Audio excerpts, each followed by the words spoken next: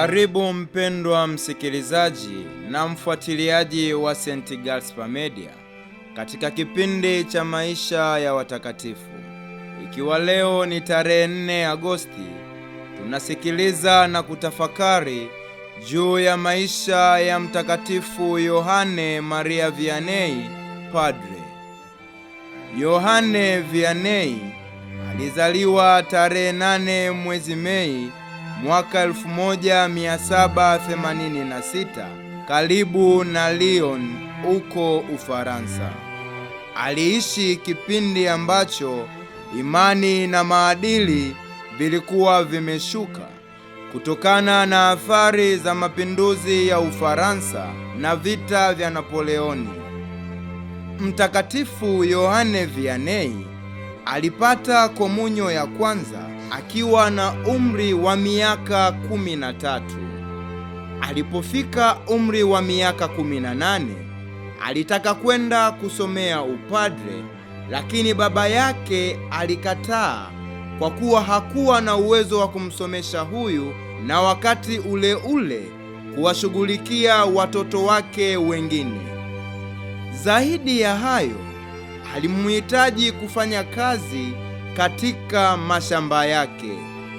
Mtakatifu Yohane alipofikia umri wa miaka 20, ndipo baba yake alimruhusu kwenda kusoma.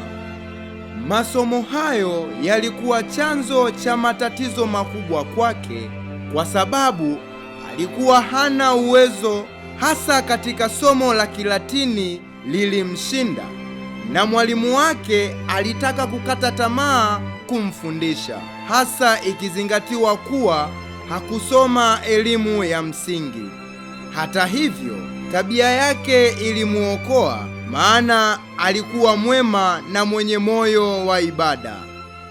Ni dhahiri wazi kuwa maendeleo yake yalikuwa chini sana, na kila mara alihimizwa kuongeza bidii.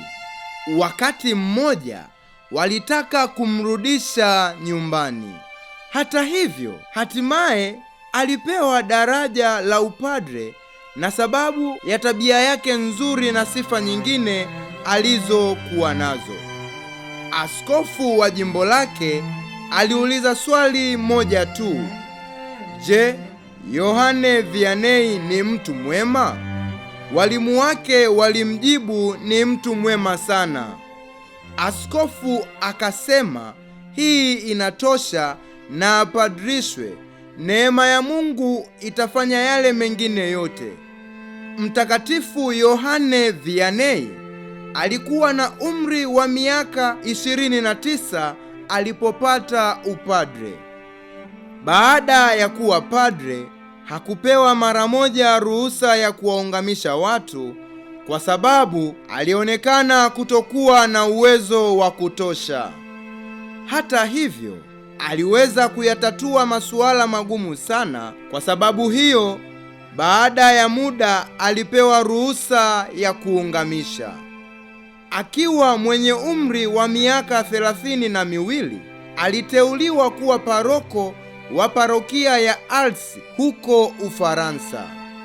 Msaidizi wa askofu wakati akimtuma alimwambia, watu wa Ars bado hawana upendo wa kutosha wa Mungu. Utawaamsha watu wa Ars waliokuwa waregevu katika imani, hawakuwa na maadili, na wengi walikuwa walevi na walipenda kucheza muziki. Alipotambua kwamba parokia yake ilikuwa imeingiwa na moyo wa uzembe na ubaridi mwingi, na lilikumbuka lile neno la Yesu kwamba aina ya mapepo haitoki ila kwa kufunga na kusali. Basi Padre Yohane Vianney alisali sana mbele ya sakramenti ya Ekaristi Takatifu na kufunga kwa muda mrefu, akila viazi, akiombea uongofu wa waamini wake. Alijitesa na kujipiga mijeledi akifanya toba kwa ajili ya waamini wake, na baada ya muda bidii zake zilianza kutoa matunda. aliifufua parokia yake, nayo ikasitawi sana, na aliweza kuwatembelea masikini na wagonjwa, akiwafariji na kuwasaidia. Mtakatifu Yohane Vianney alihubiri kwa maneno machache na ya kueleweka, akitoa mifano ya kawaida, na alifanikiwa kuanzisha kituo cha watoto yatima ambacho baadaye kiligeuzwa kuwa shule. Pia alianzisha jumuiya ya waabuduo sakramenti takatifu, na kazi kubwa aliyoifanya Yohane Vianney na ambayo inamfanya kumbukwe sana ni ushauri wa kiroho na maungamo. Mtakatifu Yohane alitumia masaa 14 hadi 18 kila siku katika sakramenti ya kitubio. Alikuwa na kipaji cha kusoma roho za watu, kutambua dhambi ambayo haikutajwa na muungamaji, kutabiri mambo yajayo, na kipaji cha uponyaji wa wagonjwa kwa maombezi yake. Waumini walimwendea kwa wingi, hata kutoka majimbo na nchi nyingine, na wakati mwingine iliwabidi kusubiri zaidi ya muda wa saa 12 kwa jinsi watu walivyokuwa wengi. Mtakatifu Yohane hakutoa maelezo marefu kwa wale waliokwenda kuungama, lakini yale machache aliyoyasema yalikuwa na utakatifu ndani yake. Padre Yohane Vianney alizoea kusema kuwa wale wanaoongozwa na Roho Mtakatifu wanaweza kuona mambo mapya. Ndiyo maana hata watu ambao hawajasoma wana ufahamu kuliko wasomi. Usafiri kwenda Alsi, parokia aliyopangiwa, ulikuwa shida kwa sababu ya watu wengi waliotaka kwenda kuungama na kuomba ushauri kwa Padre Vianney. Wagonjwa, masikini, walei, watawa, mapadre, maaskofu, makardinali, watu karibu 1,000,000 walisafiri kila siku kwenda Alsi kumuona Padre Vianney.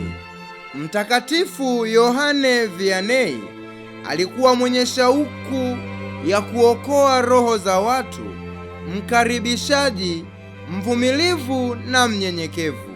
Mtakatifu huyu alikula kidogo sana na alilala masaa machache, kwani alifanya utume huu kwa miaka takribani 40.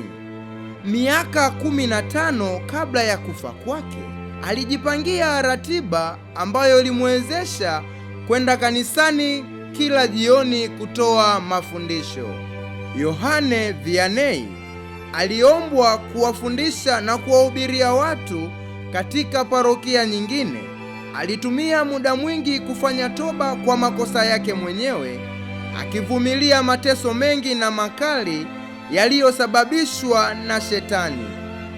Mwisho wa maisha yake aliugua na uwezo wake wa kufanya utume ulipungua sana. Padre Vianney alielemewa zaidi na kazi kuliko uzee. Alitabiri siku ya kufa kwake na akafariki dunia tarehe 4 mwezi Agosti mwaka 1859 akiwa mwenye umri wa miaka 73. Baada ya kufanyika miujiza mingi kwa maombezi yake, Papa Pio wa 11 alimtangaza kuwa mtakatifu mwaka 1925, na ilipofika mwaka 1929 Padre Yohane Maria Vianney alitangazwa kuwa mtakatifu, msimamizi na mlinzi wa maparoko wote. Itukuzwe damu ya Kristo! Milele amina. Tafakari fupi inayotokana na maisha ya Mtakatifu Yohane Maria Vianney Padre. Chochote tunachofanya bila kukitolea kwa Mungu kinapotea. Rejea ya Mtakatifu Yohane Maria Vianney. Mtakatifu Yohane Maria Vianney, utuombee.